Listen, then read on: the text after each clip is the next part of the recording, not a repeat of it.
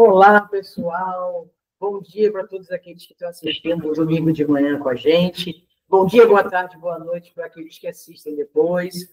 Mais um dia aqui do nosso curso da Gênese com o Marco Antônio Bechara, dando essa honra para a gente. E hoje nós estamos com a aula 12 do Bechara sobre começando os fluidos. Marco, muito obrigada. Atman Namastê, que a paz do Senhor Jesus esteja conosco, que a espiritualidade maior possa nos orientar para que possamos trazer o esclarecimento necessário para as mudanças que precisamos ter nesse planeta.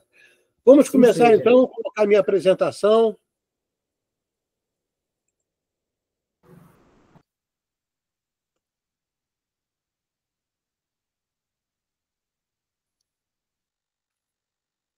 Todos vendo minha tela?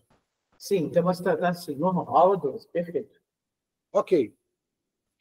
Atman Namastê a todos os participantes. Hoje nós vamos iniciar o capítulo 14, chamado Os Fluidos.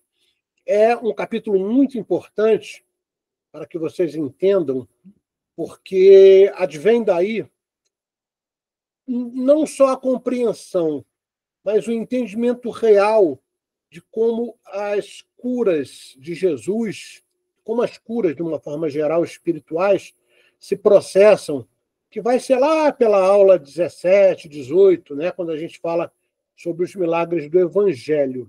Ok? Então, vamos prestar atenção, que é uma aula bastante importante para nós. Bom, nós vamos hoje falar dos itens 1 ao item 12, ok?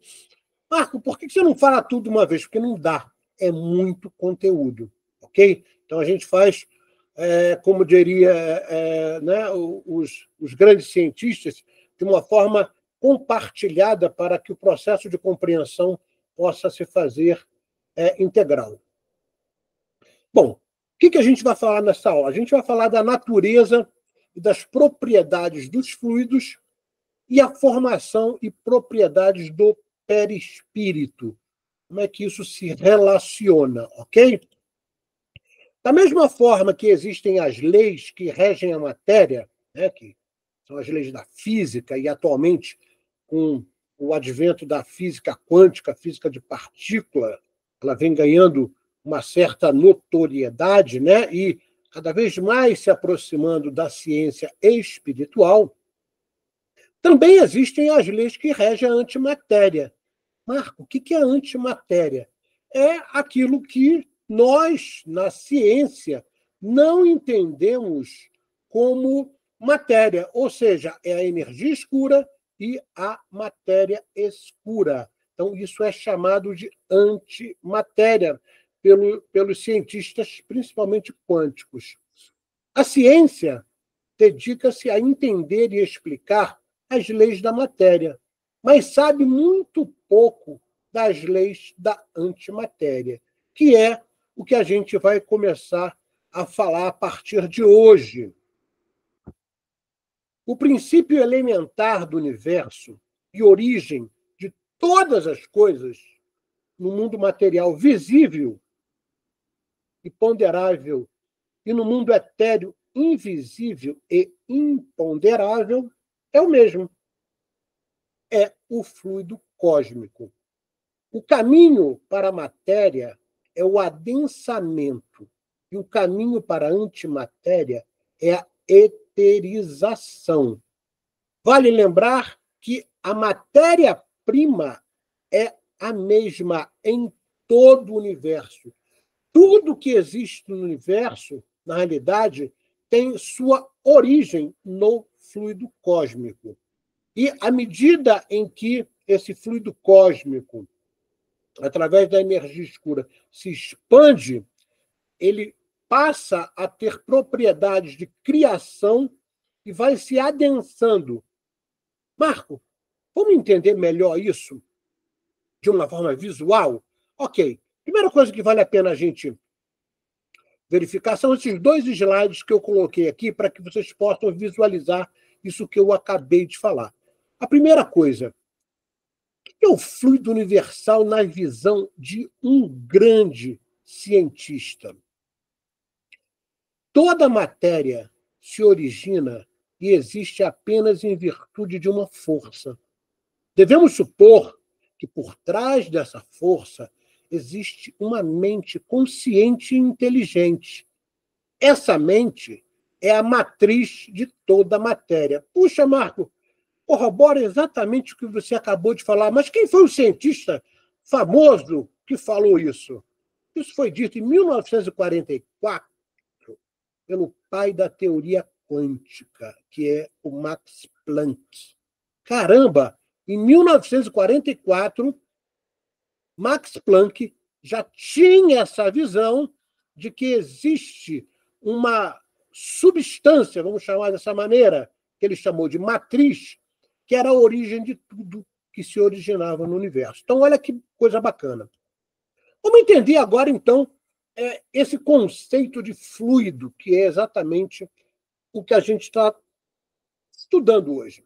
Para a ciência física, né, a ciência material, um fluido é um estado da matéria, podendo se apresentar na forma de plasma, é o primeiro estágio da matéria, gás ou líquido, sempre se adequando à força que é submetido. Então, o fluido é tudo aquilo que se adapta e altera a sua forma dependendo da força que lhe é submetida e a função que ele tem que cumprir. Para isso é que a ciência entende, né? Isso que a ciência entende como fluido. Agora, como é que a ciência espiritual vê esse conceito? A ciência espiritual é mais ampla. Ela diz o seguinte: um fluido são todas as derivações originadas da matriz, que é o fluido universal. Então, repara, a ciência espiritual é mais abrangente. Então, a gente pode concluir que a diferença entre as duas definições é que a ciência espiritual considera a energia escura e a matéria escura, tá? E não só a matéria conhecida, ok? Então, a partir desse conceito, é muito importante a gente sempre entender os conceitos para que a gente possa caminhar, a gente pode desdobrar agora nessa explicação aqui que vai corroborar o que a gente vem falando. Aí está o universo, né? A gente já falou sobre a criação do universo e a gente sabe que o nosso sistema solar, em consequência, o nosso planeta Terra, é de quarta geração, né?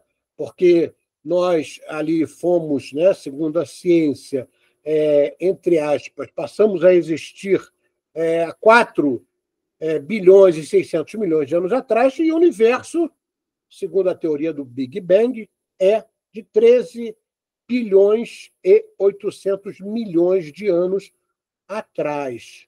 Marco, foi aí que começou o universo? A ciência espiritual sabe que não foi aí o início, né, do conceito que nós chamamos de universo. Existem universos paralelos.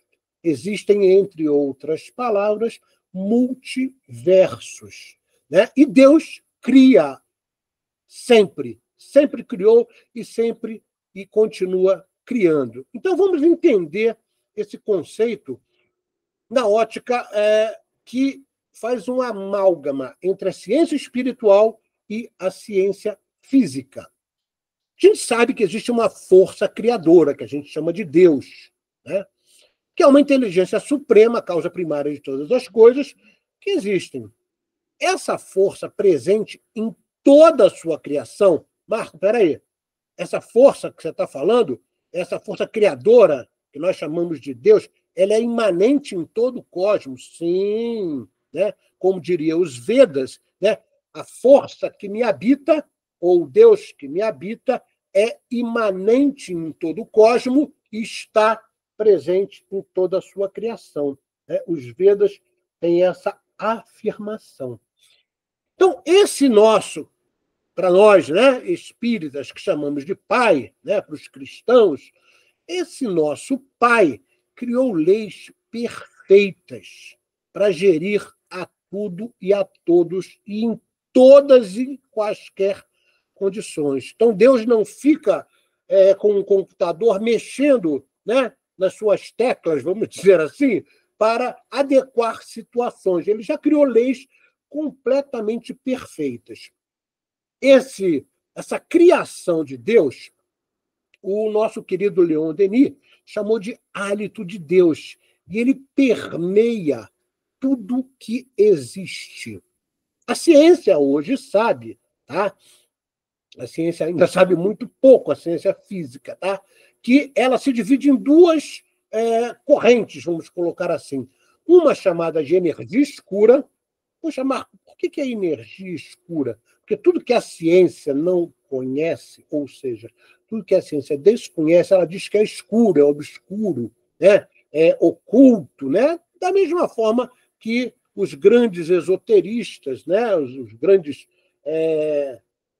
homens, né, do esoterismo também diziam que era um segredo, era uma coisa que realmente ainda não estava ao nosso alcance.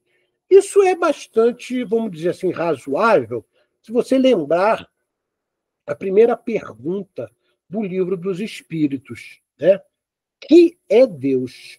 A pergunta não é o que é Deus, porque você não objetiva Deus, e nem quem é Deus. Você também não personifica Deus. Então, o que é Deus? Aí vem lá, né? Inteligência suprema, causa primária de todas as coisas. E lá no finalzinho, né, das explicações dessa primeira pergunta, diz que nós ainda não temos uma capacidade não só cognitiva, mas até mesmo moral, de entender esse conceito que nós chamamos de Deus. Ok? Então, a ciência hoje sabe que esse hálito de Deus, como chamou Leon Denis, ele ocupa aproximadamente 73% do universo que presumimos identificar. Puxa, Marco, por que presumimos? Porque estamos falando apenas do nosso universo, quase que em particular do nosso sistema solar, que ainda conhecemos muito pouco. Ok? Essa energia escura, ela é uma força criadora, uma força inteligente. Ela é etérea, pois tem pureza absoluta e é infinitamente expansiva. À medida em que ela se expande, ela vai dando oportunidade de criação. Por isso é que a ciência hoje consegue entender que o universo está se expandindo. Tá? E à medida que ele vai se expandindo, em determinado momento, né, passa a sofrer as leis da física, dos orbes, e ela vai o quê? Diminuindo sua velocidade e vai se adensando e se transformando.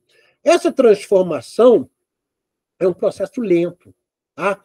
Tudo nas leis de Deus, vamos colocar assim, existem, vamos dizer assim, pelo processo de transformação, estágios híbridos entre um tipo, por exemplo, de fluido para um outro tipo de fluido. Tá? Então, essas transformações são suaves e lentas, né? Sendo que tem um estágio híbrido.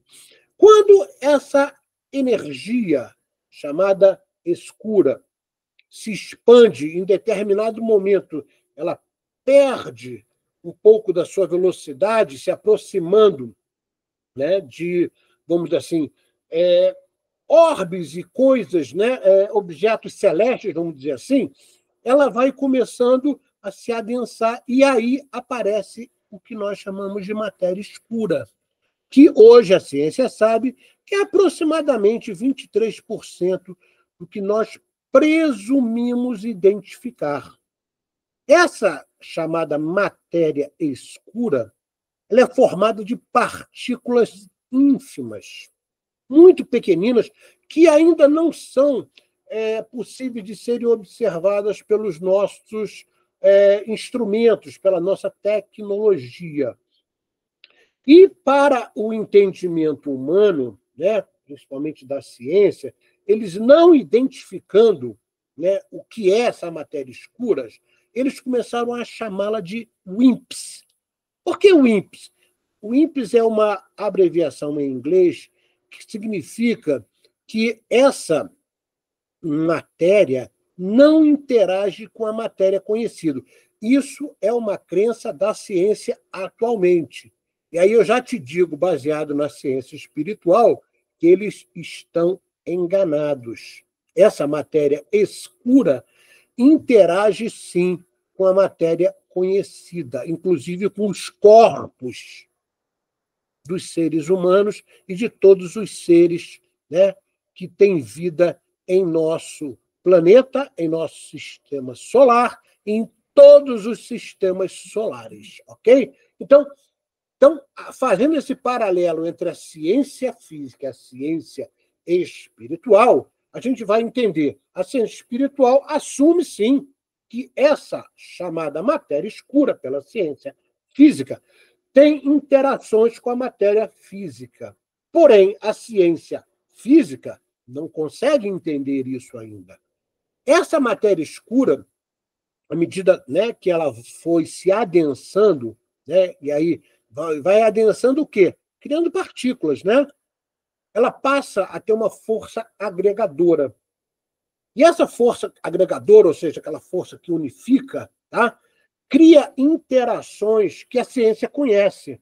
São as 5 forças do universo, que nós chamamos de interação gravitacional, eletromagnética, nuclear, do núcleo do átomo, forte, nuclear, fraca, e força de sincronicidade. Essas 5 forças, ou essas 5 interações de força, são as interações que nós conhecemos, porém, não entendemos direito como elas funcionam. A gente sabe que existe, tá?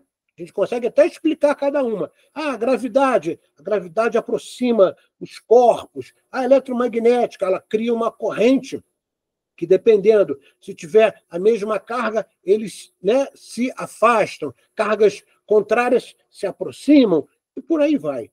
Então, essa força agregadora da matéria escura, ela está diretamente ligada à matéria que nós conhecemos. Tá? Essa matéria que nós conhecemos é apenas 4% do nosso universo, mas, particularmente, do nosso sistema solar. Ok? Esses 4%, atualmente, correspondem a 118 elementos da nossa tabela periódica. Puxa, Marco, a gente só conhece 4% de tudo que existe no nosso sistema solar? Então, veja, Isaac Newton estava certo. O que nós conhecemos é uma gota e o que a gente desconhece é o oceano. Ok? Vamos continuar entendendo esse conceito de matéria escura fazendo uma hipótese. Então, vamos fazer uma hipótese, tá? Sobre essa matéria do universo, sobre esse fluido cósmico. Então, vamos lá. A tabela periódica da energia escura, se existisse, né? E aí eu estou fazendo uma aproximação, porque ninguém sabe ao certo qual é o percentual. Então, fiz uma aproximação, né, que a gente sabe que é 73%, aí, segundo a ciência, mas eu aproximei para 72%, ou seja, diminui um pouquinho para poder fazer um cálculo bem objetivo. Então, se eu tenho 118 elementos e multiplicar isso por 18, por que 18, Marco? Porque 18 vezes o número dos elementos da tabela periódica, que é a matéria conhecida, 4% do universo. Ou seja, Marco, é uma regra de 3, não é isso? Isso. Então está aqui, ó, 118 elementos da tabela periódica multiplicado por 18. Por quê 18? Porque o total de partículas da energia escura é 18 vezes a mais do que a tabela que nós conhecemos, que é a nossa tabela periódica. Então, isso daria 2.124 tipos de energia, ou pode chamar de partículas, né? Ou pode chamar até de matéria, se quiser, que formariam uma tabela periódica dessa energia escura. Tá? É uma hipótese, tá? Uma hipótese muito razoável. Como diria Kardec, a razão deve predominar as análises que sujeitamos qualquer fenômeno.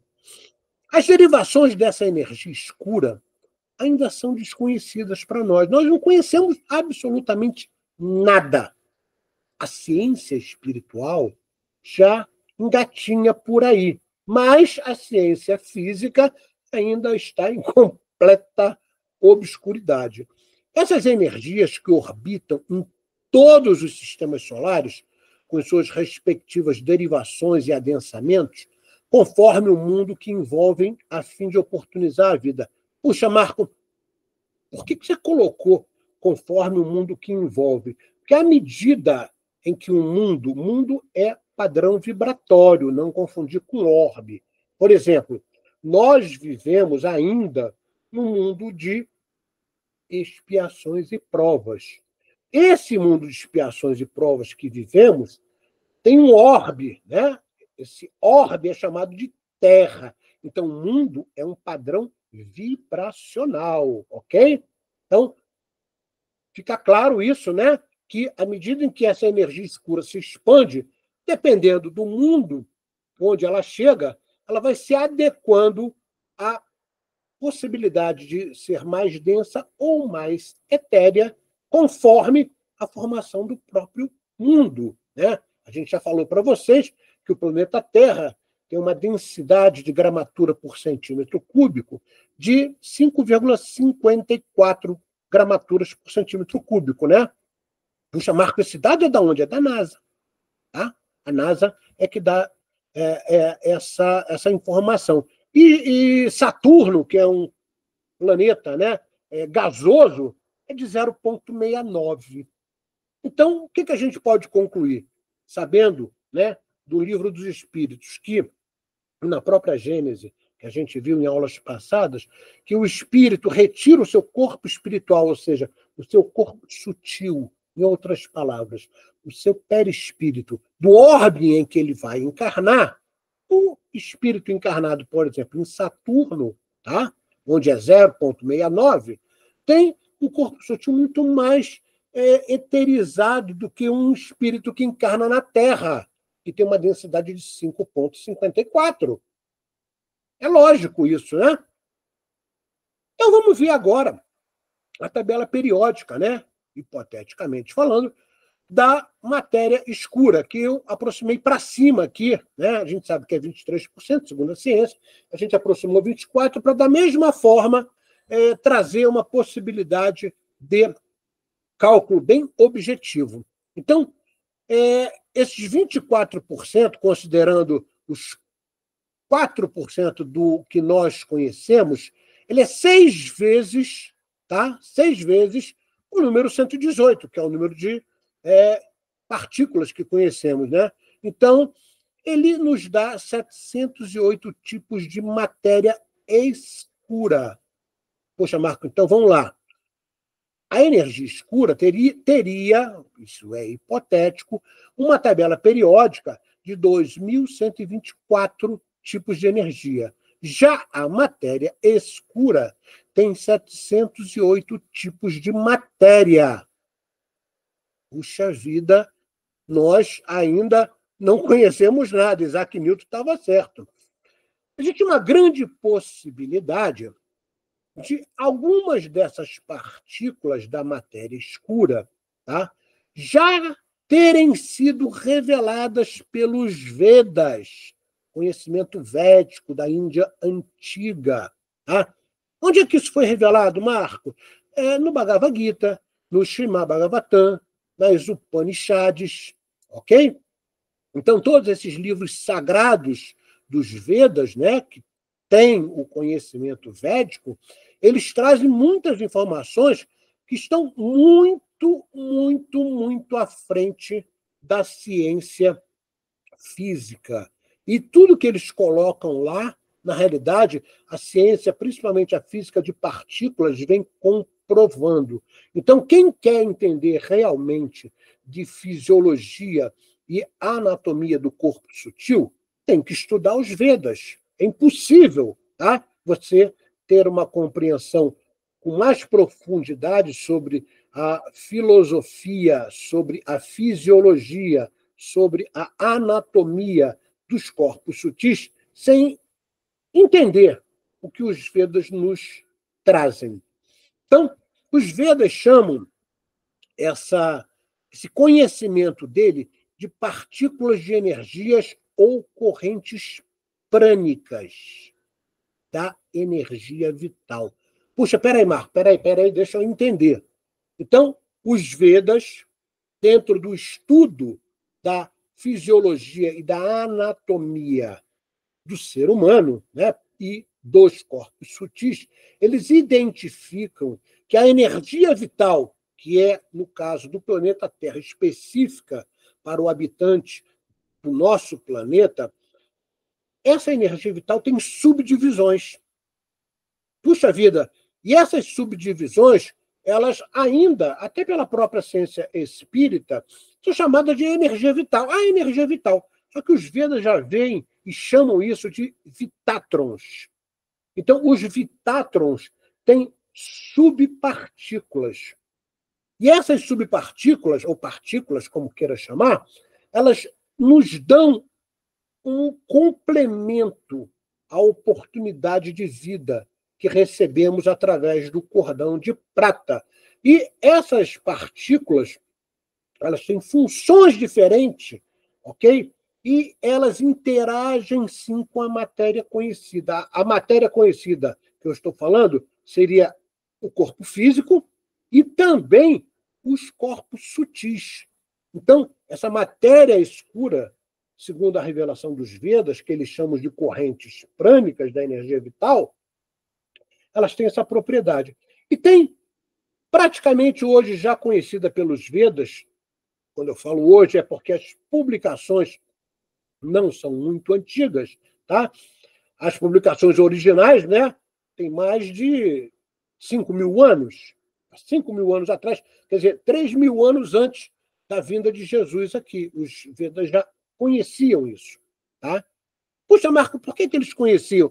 Porque eram todos oriundos de Capela, que tinham conhecimentos muito mais sólidos do que os habitantes do nosso planetinha pálido, né, como diria Carl Sagan. Então, os principais é o prana, apana, samana, udana e viana. Tá? Cada um tem uma função. Aqui está a função genérica dele. O prana faz a estabilização da energia, o apana, a eliminação do que já foi produzido pelo organismo, ou seja, tem que ser colocado para fora.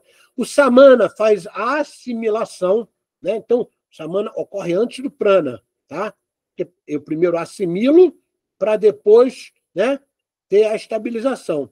Depois tem o dana, que faz o metabolismo, então a ordem seria primeiro o samana, depois o dana, depois o prana, para depois, e por último, vir o viana, que é a circulação. Puxa, peraí, Marco.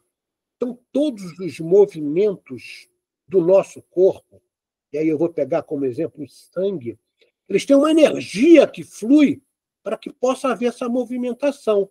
Daí vem o conceito de energia vital, que é o que nos dá vida. Se você não tem mais energia vital, o seu corpo físico simplesmente desfaleceu, ou seja, você não tem mais vida material. Então, segundo os Vedas, né, essas são as funções de uma forma globalizada. E as secundárias chama-se Naga, Kurma, Krikara, Devatada e Janaim. Janajaya. Ok? Puxa, Marco, está muito complicado. Me explica um pouquinho melhor, tá? Vou te explicar. Nos próximos 2 slides você vai entender melhor essas energias. Então, só para fazer aqui uma conclusão, nós, se somarmos, né, 2.124 com 118 da matéria conhecida e mais 708, nós temos 2.950 partículas ou elementos, dos quais a ciência desconhece 2.832. Peraí, Marco. A ciência só conhece 118 elementos nessa hipótese, né? E uma hipótese muito, muito razoável, porque está com base não só na ciência científica, né, ou na ciência material, mas também na ciência espiritual, a gente só conhece 118 elementos. E a gente desconhece 2.832 elementos. Puxa vida, aí eu posso entender por que a NASA manda uma sonda para Marte e diz lá que não tem vida. Claro, nós não temos instrumentos para perceber essas partículas ou esses elementos que fazem parte da criação do universo. Ficou claro isso?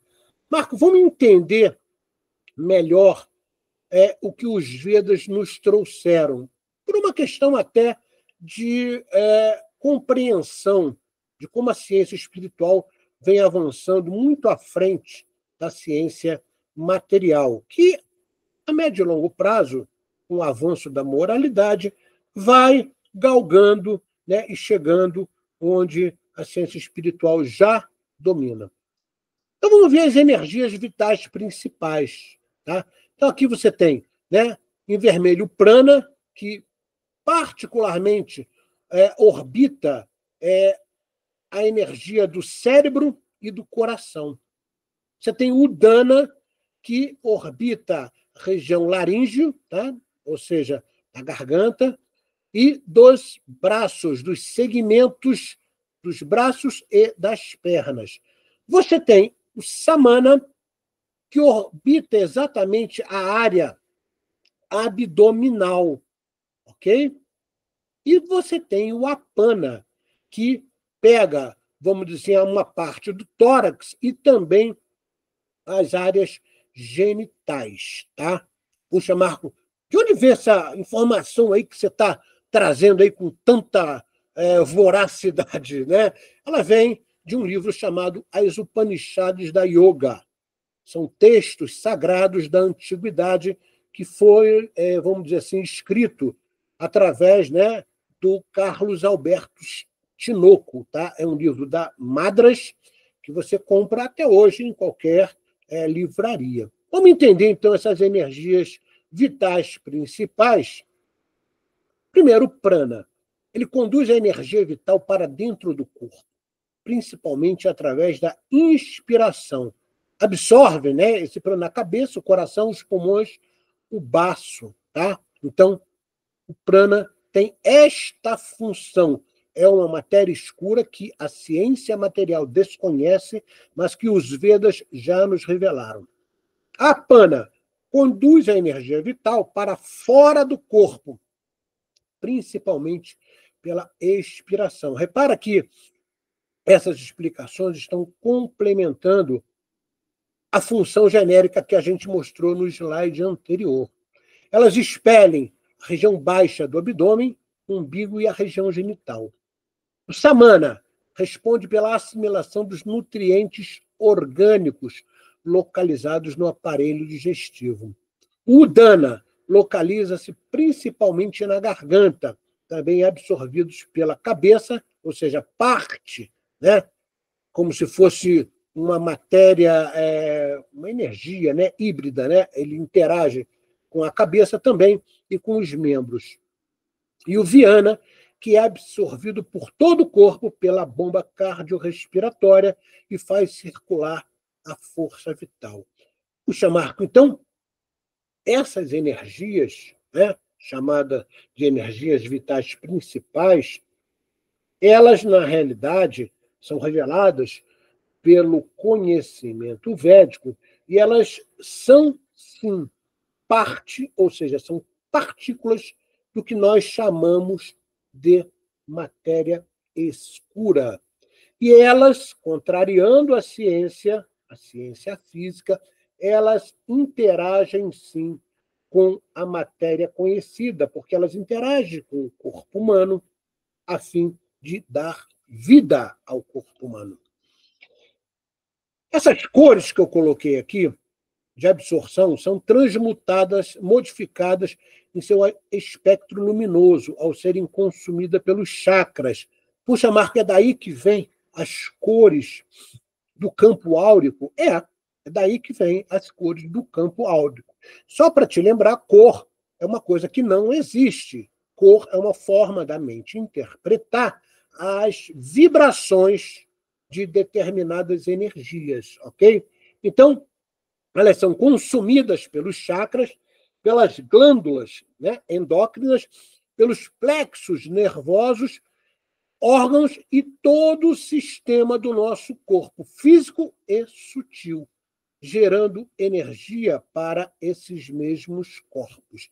Então, veja você como o conhecimento da ciência espiritual e o conhecimento védico é e faz parte da ciência espiritual, ainda já está, né, há muitos milênios à frente da ciência física. A ciência física vai chegar lá, porém, depende do quê? Do aprimoramento moral para que esses acessos cheguem até a ciência física.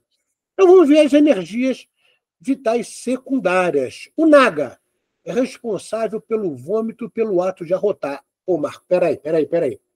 Isso não é uma coisa orgânica? É. Mas lembrando a você, tudo que flui, tudo que sai, tudo que entra, tudo que se movimenta dentro de um corpo físico tem como matéria-prima, tem como origem o fluido vital. O fluido vital é que dá todo o conceito que a gente possa imaginar de movimento, circulação, vida. Então, o Naga, que é o nome de uma partícula, é responsável pelo vômito e pelo ato de arrotar. Puxa, Marco, mas é uma coisa, né, simples, não é simples, não. Se você, por muitas vezes, estiver passando mal, o vômito é que te traz o conceito do equilíbrio. O próprio arroto também é assim, inclusive os gases, né, que são soltos, né, pelas pessoas, que por muitas vezes não têm um cheiro muito agradável, também fazem parte dessa energia do Naga.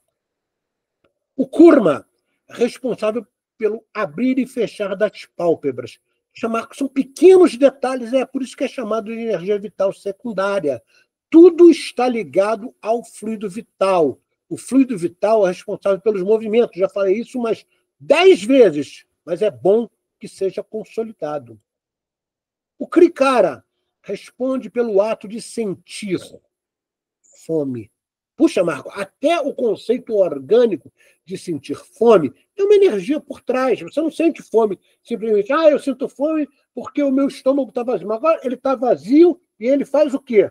Ele se comunica energeticamente através desse fluido, tá? Como a aula é de fluidos, mas também poderíamos chamar de partículas do fluido vital, chamado Krikara. O Devadatta, que responde pelo bocejar e pelo desejo de dormir. O Devadatta está ligado diretamente à glândula pineal, que produz um hormônio, né, chamado melatonina, principalmente nesse conceito de desejo, né, vontade e propensão a dormir. Então, o Devadatta é essa energia vital secundária que dá esse sentimento, né, de dormir e até também de bocejar. E, por último, o Dhananjaya. O Dhananjaya responde pelos processos de desintegração e decomposição dos organismos mortos, ou seja, todo o nosso aparelho digestivo, né, onde, posteriormente, vai jogar para fora, vai desintegrar, né, e jogar para fora, né, aquilo que não serve para o aproveitamento do nosso corpo físico. Essas energias vitais, né, tanto as principais, que a gente viu no slide anterior, quanto as secundárias, elas interagem sim e são aproveitadas pelos movimentos de pulsar e girar dos chakras. Porque o chakra, ele não só gira, muita gente pensa que ele só gira, ele também pulsa, tá? E lembrando, né, todo giro para a direita absorve a energia, todo giro para a esquerda expele, joga para fora a energia. Então, eu achei importante trazer isso para que vocês possam entender como o livro da Gênesis nos traz a oportunidade de complementar pela ciência física e espiritual, fazendo exatamente o que Kardec nos ensinou, né? Que a ciência, que posteriormente foi falado por Einstein, a ciência sem a espiritualidade é cega, Porém, a espiritualidade sem a ciência é manca. A gente tem que saber unir isso, como o nosso querido Allan Kardec nos ensinou. E aqueles espíritas que são chamados de espíritas de carteirinha, né? Ou seja, aqueles que dizem assim, mas Kardec não falou isso em momento nenhum. Tá? Mas o próprio Chico Xavier, nas suas psicografias, não citou isso em lugar nenhum. Tá? Porém, Kardec, lá atrás, que é o mesmo espírito de Chico Xavier, né, nos diz o quê? Que a espiritualidade não nos traz informações que nós podemos adquirir por nossa força de vontade e cognição. Então, muitos espíritas de carteirinha ainda não entenderam isso. Tá? Nós somos responsáveis pela cocriação do nosso próprio conhecimento. Ok? Então, fica aí uma advertência àqueles espíritas de carteirinha, né, que acham que se Kardec não falou, ou Chico não citou, não é espiritismo. Tá? Isso é uma grande ignorância no estudo da doutrina espírita. Ok? Eles têm que ler mais e estudar mais e entender mais o que Kardec disse. Bom, então agora vamos, especificamente depois dessas explicações, nos concentrar nas afirmações do livro da Gênese. Então, vem lá, no item 1 e 2 desse capítulos que estamos estudando, que é, pois, nas leis que regem a vida espiritual, olha aí, que se pode encontrar a chave dos milagres dessa categoria. Não há transição brusca. Puxa, Marco, isso corrobora tudo que você falou até agora, né? Dos fenômenos que ocorrem no universo, na transformação do fluido cósmico até na matéria que a gente conhece, né? Seja a matéria escura e posteriormente a matéria conhecida, tudo está sujeito às mesmas leis. E não há transição brusca. Então, a Gênese deixa isso muito claro. No estado de eterização, ou seja, contrário de adensamento, o fluido cósmico não é uniforme. Sem cessar de ser etéreo, passa por modificações tão variadas em seu gênero e mais numerosas, talvez, do que no estado da matéria tangível. Puxa, Marco, é aqui que a gente pode entender a formação da matéria escura e até, né, tudo que você falou até agora sobre essa transformação que ocorre de forma sutil. Tais modificações constituem fluidos distintos que, se bem sejam procedentes do mesmo princípio, são dotados de propriedades especiais, como a gente viu agora, né, nas partículas que compõem o fluido vital, que ainda na doutrina espírita não foram reveladas, mas os Vedas já revelaram isso há mais de 5.000 anos atrás. Então, são dotados de propriedades especiais e dão lugar aos fenômenos particulares do mundo invisível. Ou seja, entendendo isso, você vai começar a entender como é que as curas se processam. Os milagres do Evangelho, que são aulas mais à frente. Os espíritos superiores conseguem manipular, elaborar e combinar esses fluidos de forma a produzir efeitos determinados, como os fazem os encarnados com seus materiais, embora usando processos diferentes. Por quê? Essa manipulação feita pelos espíritos, né? Essa manipulação de fluidos, é feita sempre através do quê? Da força da mente, do pensamento, impulsionados pelo chakra do plexo solar, que é a vontade, e direcionados pelo chakra cardíaco, que é a intenção. Se a intenção é boa, se a intenção tem frutos, vamos dizer assim, gratificantes sobre a ótica das leis divinas, elas são auxiliadas pelos espíritos bons, ok? Isso é o item 3. Então, veja quanto conhecimento está por trás de simples afirmações que, se a gente não desdobrar, a gente não entende. Começou a entender a importância do livro da Gênese, e talvez, dentro das casas espíritas, o livro menos estudado. Por quê? Porque é o menos compreendido. As pessoas não têm a visão de ter a necessidade de desdobrar o que está escrito ali, tá? Que é o que a gente tenta fazer e, graças a Deus, somos bem assistidos pela espiritualidade.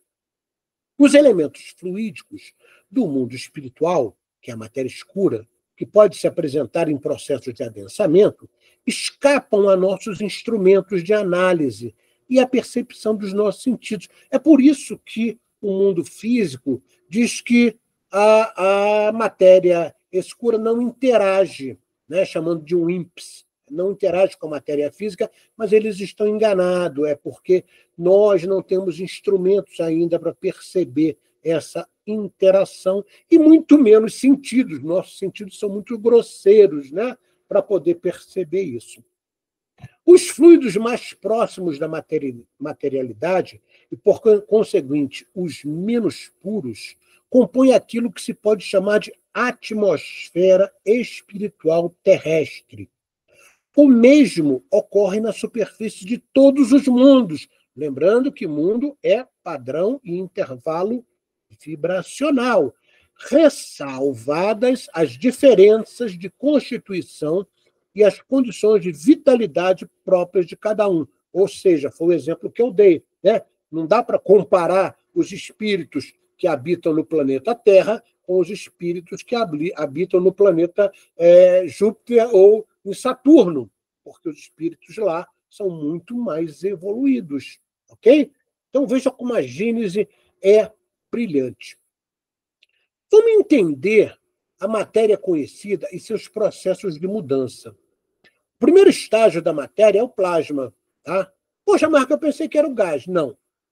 Antes do gás tem o plasma, que, na realidade, é como se houvesse um afastamento das partículas que compõem o gás. Então, vamos ver isso num desenho aqui embaixo.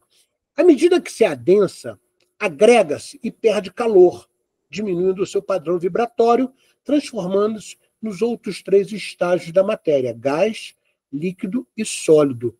Então, o plasma é muito próximo do que o Leon Denis chamou de éter, né? Éter de etéreo, de sutil, ok? Então, o plasma é um estágio da matéria muito próximo, tá, à matéria escura. E a gente até poderia dizer que ela poderia ser, por exemplo, o primeiro estágio da matéria escura, né, que ainda conseguimos perceber. Né? Você vê, tem televisão de plasma, tá? Tem vários experimentos que utilizam o plasma como energia, né, para poder gerar, por exemplo, luz. Essa mudança de estado do plasma para os outros, né, acontece da seguinte forma. Ao adicionarmos calor ao sólido, este se transforma em líquido. Se adicionarmos mais calor, este se transforma em gás. E se aquecermos este gás a altas temperaturas, obtemos o plasma. Ou seja, Marco, aqui você explicou ao contrário, né? Então, a partir do momento que eu tenho uma coisa sólida, e à medida que eu vou esquentando, ele vai o quê? Desagregando as suas moléculas até chegar no plasma. Marco, me mostra uma figura para eu poder consolidar? Ok, aqui está. Então, aqui a gente tem, né, uma parte sólida, por exemplo, um frio, né, um cubo de gelo. Aí eu esquentei ele, pum. O que aconteceu? Ele se tornou líquido. Ah, mas a água ainda está morna, ok? Ok, porque foi esquentada, né? Então, o líquido já é um segundo estágio da matéria. Se eu aquecer mais essa água, ela vai virar gás. E olha o que está acontecendo com as partículas ou as moléculas. Elas começam a ficar desorientadas. Elas se afastam e vão ficando desorientadas. E aí eu tenho o vapor. Se eu esquentar mais o vapor ainda, né, ficar muito quente, eu tenho plasma, que é um gás ionizado. Ok? Então, isso compõe o que a gente chama de desagregação atômica. A ciência, principalmente a física de partícula, consegue entender isso com muita propriedade. Foi o que eu trouxe aqui para vocês. Então, eu acredito que vocês tenham entendido como é que essa matéria conhecida sofre esses estágios de modificação. Vamos verificar no próximo slide uma configuração de um átomo. Puxa, Marco, tudo que você falou aí, na realidade, tem como princípio, né, dentro do que conhecemos, o átomo. Né? Então, vamos lá. Tudo no universo está em movimento. Né? Albert Einstein já tinha dito isso, né? E muitos outros cientistas, como Max Planck, o próprio Isaac Newton, né, chegou a essa conclusão. Todo movimento, e aí a gente começa a entender sobre física de partícula. Todo movimento tem som, cor. Poxa, mas cor não existe. É um padrão vibracional, né? Mas a gente, na nossa mente, entende como cor. Temperatura e por aí vai. Em outras palavras, todo movimento da matéria tem características específicas de ponderabilidade ou imponderabilidade. A ponderabilidade traz o conceito do corpo físico. A imponderabilidade traz o conceito de invisibilidade. Tá? A gente não consegue ver, mas a gente sabe que existe. Por exemplo, o oxigênio. Você não vê o oxigênio, tá? Mas você sabe que ele existe, porque senão você não estaria aqui assistindo a aula, não é isso? Você estaria desencarnado. Né? Nós precisamos do oxigênio para a nossa vida e a gente não vê o oxigênio. Tá? A nossa percepção, os nossos sentidos são muito rudimentares. E todo movimento aciona as 5 interações de força que a gente viu: eletromagnética, gravitacional, nuclear forte, nuclear fraca e de sincronicidade. Vamos ver, então, um átomo aqui. Eu peguei o átomo de berílio para você entender. Então, aqui tem um átomo, né? Aqui tem os orbitais, né? Onde tem os elétrons. Os elétrons se dividem em leptons. Tá? E aqui, no meio desse átomo, você tem o núcleo. O núcleo ele é composto de duas grandes partículas. Né? Ela tem o nêutron, tá? E tem o próton. O nêutron tem carga negativa e o próton tem carga positiva. Eles interagem entre si. E eles são divididos, né? Eles são divididos em quarks e em gluons. Tá? Essa hipótese é a hipótese mais aceita hoje pela física de partículas. Então, aqui tem a anatomia de um átomo. Repara o seguinte, eu estou vendo aqui, né? Logicamente, isso é um desenho, que tem muitos espaços aqui, né? Caramba, tem espaço pra caramba aqui, né? Mas o que tem nesses espaços? Vale lembrar que a ciência sabe hoje que 99,9% de um átomo é espaço, onde encontramos a matéria escura. Puxa, Marco, então, peraí, vamos lá. Tudo que você falou antes interage exatamente com isso aqui. É por isso que a matéria conhecida interage com a matéria escura.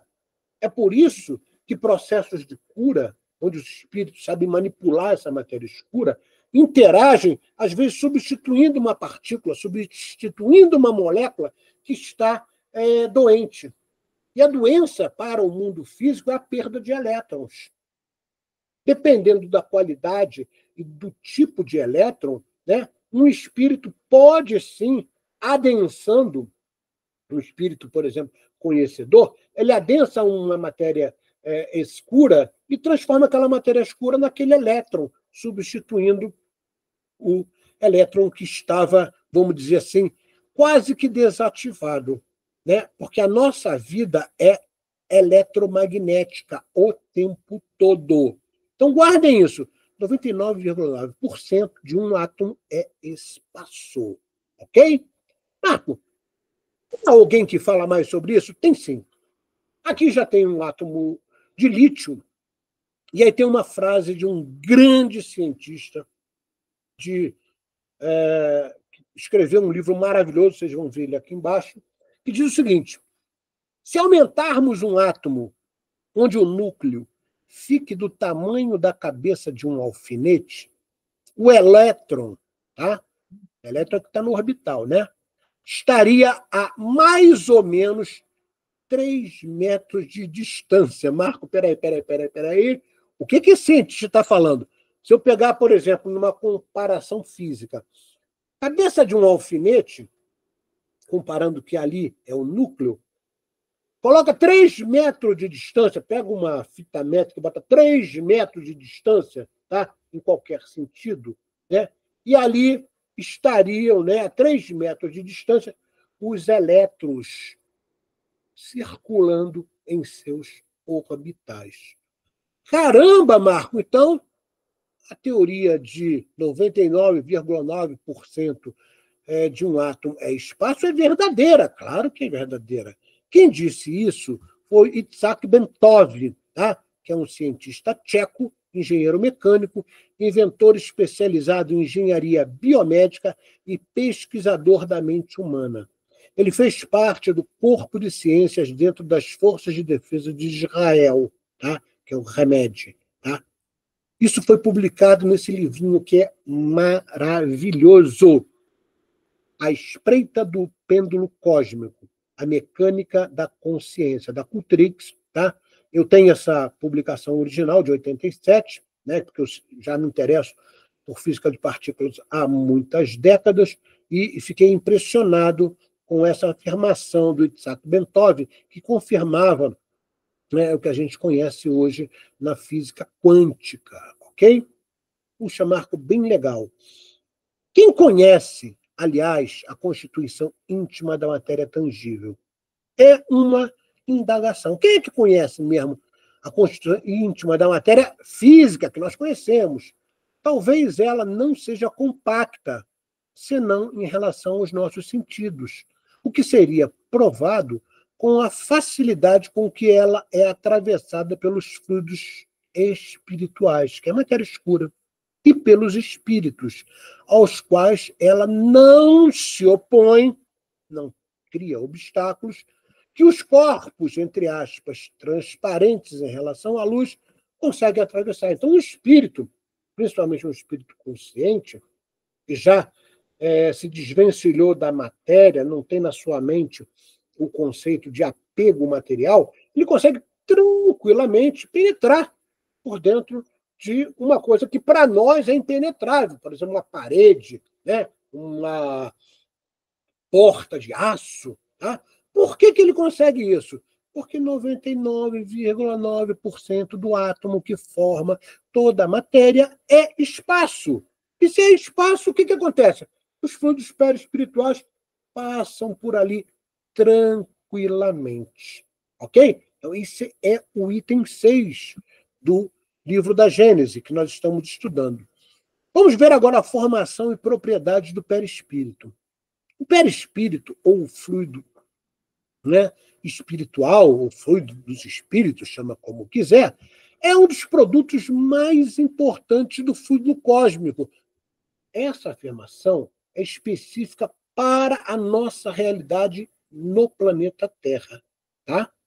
É uma condensação desse fluido em torno de um foco de inteligência ou alma. O corpo perispiritual e o corpo carnal, pois, têm sua fonte no mesmo elemento primitivo. Puxa, mas tudo que você está aí agora lendo corrobora o que a gente já explicou anteriormente, né? Tudo advém e tem origem no fluido cósmico. Um e outro são matérias em estágios diferentes, embora sob 2 estágios diversos, matéria escura e matéria conhecida. Então, não tem nada inventado. Eu não estou inventando nada. Eu estou simplesmente analisando o que Kardec nos traz através da sua codificação, né, citada pelos espíritos, para que a gente possa entender melhor, né, o livro da Gênese e, posteriormente, os fenômenos que nós chamamos de, entre aspas, milagres. Os espíritos, aqui é o item 8, extraem o seu perispírito do ambiente onde se encontra, é aquela afirmação que está no livro também dos espíritos, ou seja, os espíritos tiram o seu corpo sutil do orbe que vão encarnar. Tá? Então, no nosso caso, a atmosfera do nosso planetinha. Daí resulta que os elementos constitutivos do perispírito devem variar segundo os mundos. Foi aquilo que eu expliquei. Um espírito que vai encarnar em Saturno, tá? Ele vai extrair daquele ambiente atmosférico de Saturno um fluido extremamente mais etéreo do que um fluido do espírito que vai encarnar o planeta Terra. Verifique no próximo slide a densidade por gramatura por centímetro cúbico de cada orbe do nosso sistema solar. Então, a gente foi lá no site da NASA, já há alguns anos, eu fiz essa pesquisa e verifiquei o seguinte, olha aqui, ó, o nosso sistema solar e a pluralidade dos mundos. Então, você tem aqui no centro o Sol, que também tem uma massa, tá? A massa do nosso Sol é de 1,41 de densidade, e você tem, abaixo do Sol, os mais, vamos dizer assim, densos, e acima do Sol, né, nessa tabela aqui, os menos densos. Então, você tem a Terra como o mais denso dos nossos planetas que orbitam o nosso sistema solar. Né? É com 5,52. Alguns dizem 5,54, tá? E a variação é muito pequena. Mercúrio, 5,43, Vênus, 5,25, tá? Marte, 3,95, tá? Plutão, 2,03, Netuno, 1,64. Dizem que Netuno não é um planeta. Né? Você vai ver, sim, é um planeta anão. A ciência hoje sabe que é um planeta anão. Aí você vem o Sol, depois os planetas mais gasosos, né? 1,33 Júpiter, 1,29 Urano e 0,69 Saturno. Se a gente olhar para isso aqui, a gente pode fazer aí uma hipótese, né? Já que o espírito habita um mundo que seja compatível com a sua frequência vibratória, ele tem que tirar o seu corpo sutil do orbe, né? Que ele vai encarnar. E aqui está as densidades. Então, você pode concluir que o planeta Terra, dentro do nosso sistema solar, que conhecemos, que fique claro isso, tá? Porque tem outros planetas no nosso sistema solar que não estão relacionados aqui e que a ciência ainda não conhece, tá? Sedna é um que o pessoal pensava que era uma lua de Júpiter, tá? É um planetinha, não, tá?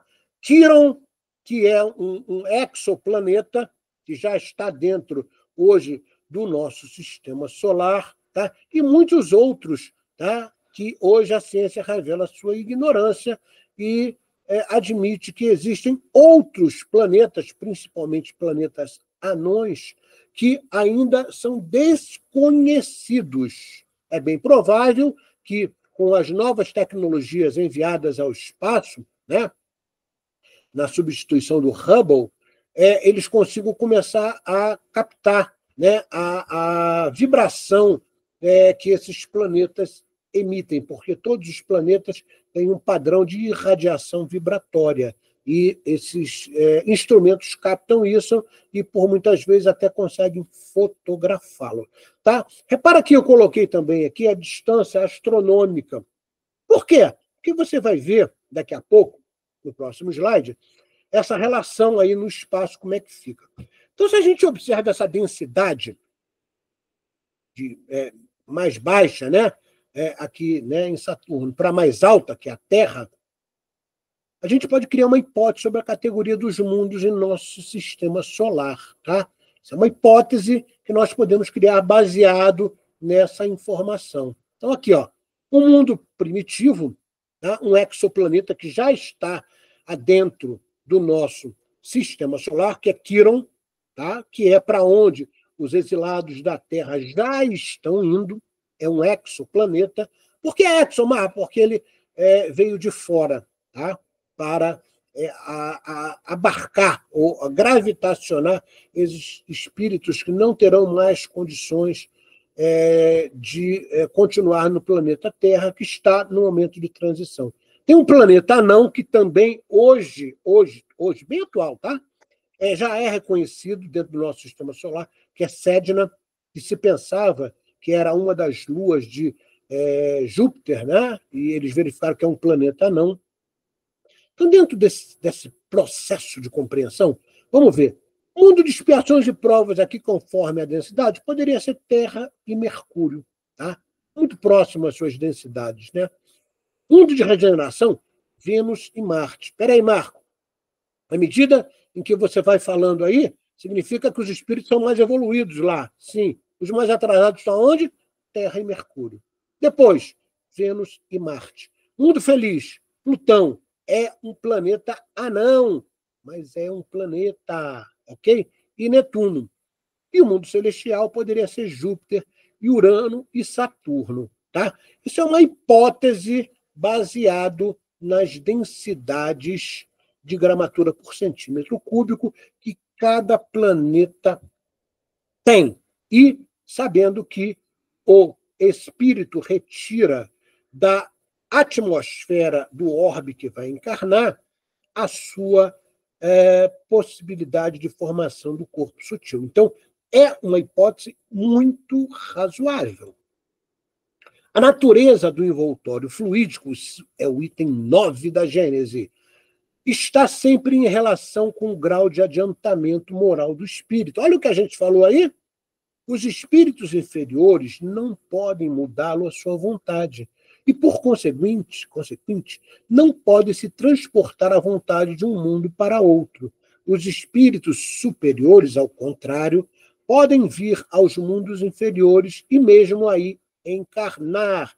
É o caso, por exemplo, dos grandes avatares, né? De Jesus, Siddhartha Gautama, tá? E muitos outros avatares, né? Que o nosso planeta Terra conheceu como grandes emissários do Cristo. Marco, me mostra aqui uma figura desse conceito aí do nosso sistema solar. Ok, vamos lá. Aqui, ó, nosso sistema solar, o Sol. Olha os planetinhas que estão do lado de cá. Esses, vocês vão lembrar da nossa aula sobre a criação do universo, onde eu falei para vocês que os planetas mais próximos do Sol, eles fizeram que eles gravitacionaram mais o conceito que nós chamamos de matéria, ou seja, matéria rochosa. Tá? Então, esses planetas aqui, ó, Vênus, Terra, Marte e Mercúrio, eles são mais rochosos, ok? E os planetas mais afastados, Júpiter, Saturno, Urano, Netuno e Plutão, tá? Que também é um planeta e um planeta anão, eles são mais gasosos. Porém, isso não é uma regra. Tá? Você tem, por exemplo, Plutão que está afastado, e ele tem, sim, uma grande quantidade de matéria bruta, ou seja, de matéria, entre aspas, conhecidas. Por quê? Porque é bem provável que ele tenha sido um exoplaneta vindo de outro sistema solar que acabou adentrando a nossa órbita do nosso sistema devido à gravidade que o nosso Sol acabou impondo, ok? Tudo isso, na realidade, são hipóteses que a ciência nos traz hoje, ok? A camada, como eu falei para vocês, essa aula é um pouquinho mais demorada, mas vale a pena porque ela é a base do entendimento de todas as aulas daqui para frente. A camada dos fluidos espirituais que rodeiam a Terra pode ser comparada às camadas inferiores da atmosfera mais pesadas, menos puras que as camadas superiores. Esses fluidos não são homogêneos. Olha aí, ó. Puxa, Marco, aquilo que você falou, né? Existem várias partículas, por exemplo, que são subdivididas do fluido vital, como a gente viu, né, no conhecimento trazido pelos Vedas. Conforme seja o próprio espírito mais ou menos purificado, seu perispírito se forma de partes mais puras ou mais grosseiras do fluido próprio ao mundo que vai encarnar. E outra coisa, os espíritos, mesmo estando num mesmo orbe, eles não têm a mesma constituição vamos dizer assim, do próprio, de uma forma geral, do conceito generalizado de perispírito. Então, um espírito mais evoluído tem um perispírito mais etéreo. Um espírito menos evoluído tem um perispírito mais adensado.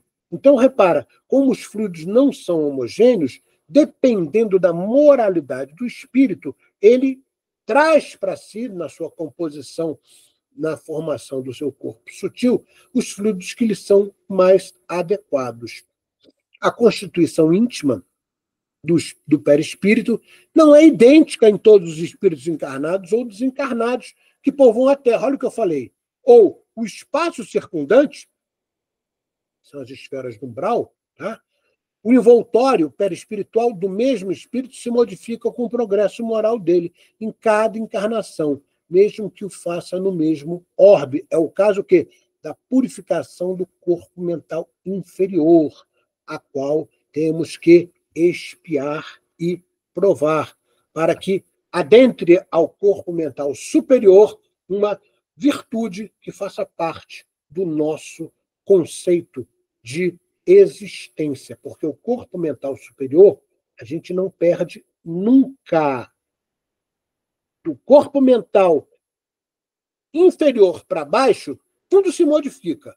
O corpo mental superior, ele simplesmente vai colocando para fora, para o corpo mental inferior, aquilo que, vamos dizer assim, é adensado, né? Ele precisa o quê? Se purificar do conceito de iluminação. A gente já falou isso em aulas passadas, estou só recapitulando. É interessante a gente entender essa nomenclatura que foi colocada aqui, né? O primeiro estágio da matéria escura em nosso planeta também é conhecido como antimatéria e também identificada como éter, ou matéria quintessenciada. A denominação de quintessência, ou quinto elemento, como chamou o próprio Leon Denis, o próprio Kardec, tá? Ela é devida a uma teoria clássica de Isaac Newton. Tá? Ah, Marco, então peraí. É por isso que eles chamam de matéria quintessenciada. Mas por quê? Que teoria do Newton é essa? É essa aqui, ó. Para Newton, a primeira essência, ou o primeiro elemento do universo é o espaço. O segundo elemento é o tempo. O terceiro elemento é a matéria. E o quarto elemento é o movimento da matéria. Então, o quinto elemento é a matéria quintessenciada, é a quinta essência, é o que nós chamamos de éter, que, como diria Leon Denis, é o filhote mais próximo que conhecemos do fluido cósmico. Éter por quê? Porque é etéreo, porque é sutil, ok? Então fica claro aí a nomenclatura que o próprio Kardec e vários espíritos, né, se utilizam. Essa quintessência do universo, que é o éter em vibração, né, que na realidade tem origem no fluido cósmico, na realidade é o que preenche todos os espaços, que molda e registra o tempo, que forma todos os estados da matéria e que, pela sua vibração, dá movimento aos corpos. A gente viu, né, o que os Vedas nos trouxeram. No conhecimento Vedanta, é identificado como prana, melhor, como correntes prânicas, como a gente viu. Ok? Então, fica claro aqui o porquê determinados espíritos usam o conceito de éter e de quintessência, ok?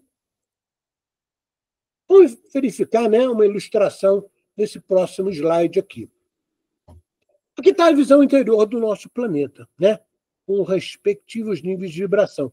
Ou seja, ao se aproximar do núcleo do nosso planeta, aqui temos o que? Um umbral. Um umbral, se você for ali no Google, você vai verificar que é um conceito de sombra. Tá? Umbral é onde não bate luz. Tá? Então, o que a gente verifica? Que, à medida em que você vai adentrando por dentro do planeta, em dimensões diferentes, você tem um umbral mais denso. À medida em que você vai, né, saindo ou se afastando do núcleo sólido do planeta, você tem um umbral mais etéreo. Espera aí, Marco. Nosso lar, por exemplo, ele está no umbral? Sim, ele está no umbral. Tá? Ele está no umbral eterizado, ou seja, muito próximo já, né, do conceito que nós chamamos de universo. Tá? E os que estão mais adentrados, né, ao planeta Terra, no caso do núcleo sólido, é que você encontra os umbraus mais profundos. Aí você pode entender o universo de Dante, tá? O inferno de Dante, em outras palavras, tá? Onde ele prever, né, e ele foi levado em sonho, em desdobramento, para narrar o que ele narrou como o inferno, que foi conhecido como o inferno de Dante. Tá? Tem muitas características muito verdadeiras. Quando a gente ensina ou dá o curso de céu e inferno, eu falo isso com muita propriedade, tá? Fazendo essa correlação entre os níveis do umbral e a teoria, né, e o conhecimento que Dante nos trouxe. O adensamento ou a fluidez da matéria cria um conceito vibracional. Já falou sobre isso. E essa vibração traz o quê? O conceito de afinidade com corpos. Quanto mais próximo do núcleo sólido, maior a densidade do fluido. Quanto mais distante do núcleo sólido, mais etéreo é o fluido. Em outras palavras, um espírito muito denso, criminoso, fez um monte de coisas equivocadas, né, devido à sua ignorância da sua verdadeira essência, que é divina, ele, ao desencarnar, ele não escolhe para onde ele vai. Ele é gravitacionado, ele é atraído para um umbral mais profundo. Por quê? Porque ele tem uma densidade muito sólida que se aproxima ao núcleo sólido do nosso planeta.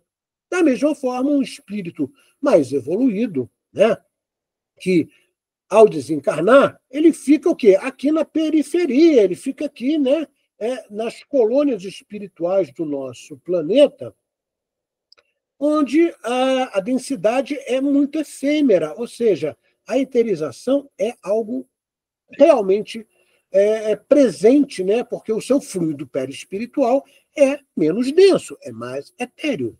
Aqui tem uma citação, informação, uma afirmação, né, que ilustra o ensinamento desse item 10, tá? No slide anterior, que nos afirma que os fluidos não são homogêneos, né?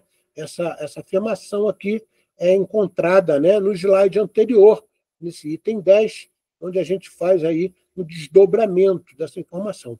Vamos entender esse conceito aí do planeta Terra. Hoje, o planeta, em sua superfície, ele apresenta 12 quilômetros de altura de águas, fazendo com que apenas um quarto do planeta esteja acima do nível das águas. Tá? O que é real, né?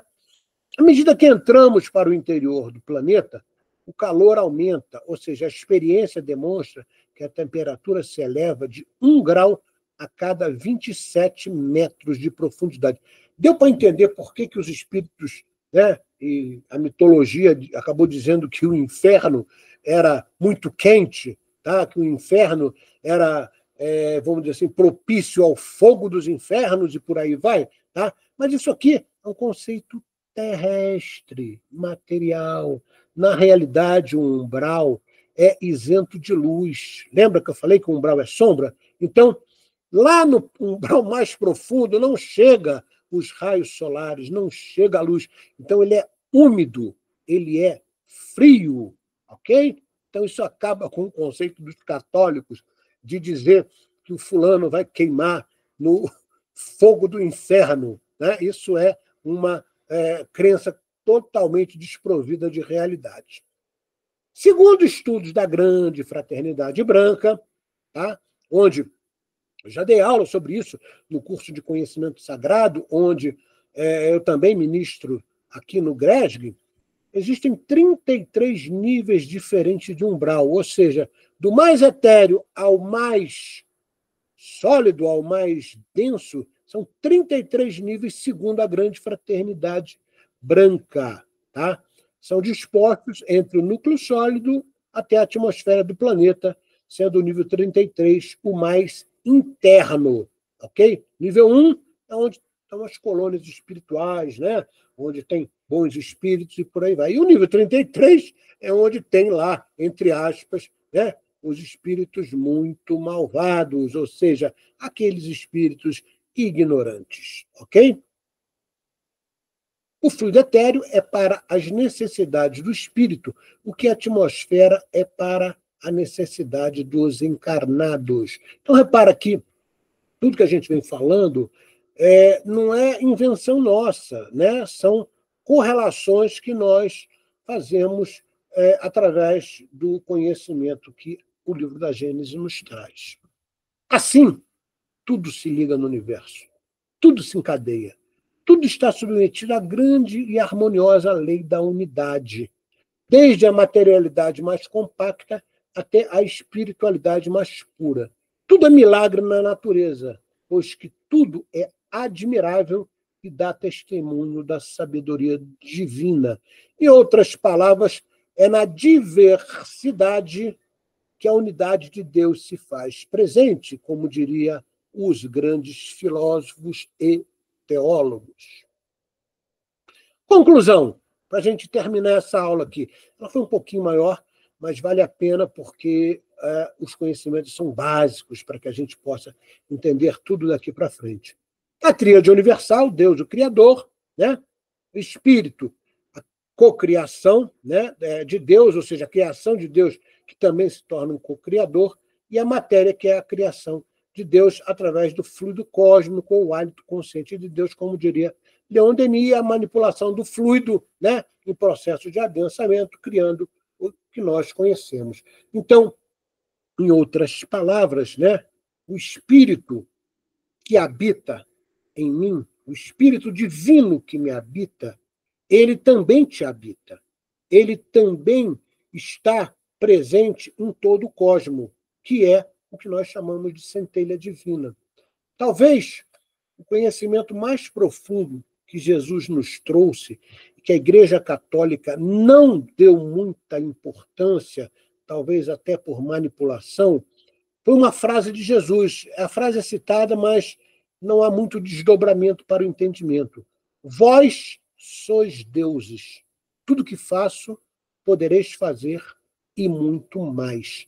Nós temos toda a capacidade energética para nos curarmos, para fazermos tudo que os espíritos, como um grande avatar que foi Jesus, fez.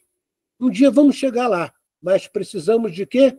De transformação moral, precisamos de moralidade, precisamos de reforma íntima.